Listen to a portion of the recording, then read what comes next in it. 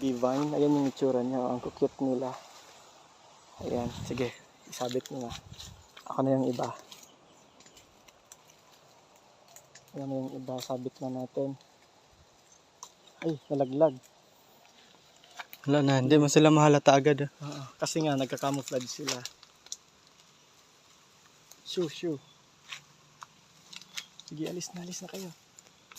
Ayan. Kung abutan kasi yan doon, siguradong papatayin yun kasi yung mga taong hindi masyado kilala yung ahas, eh papatayin nila yan. Mahalaga nga pala ito yung mga vine snake guys, lalo na sa mga farmer natin kasi kumakain sila ng mga peste.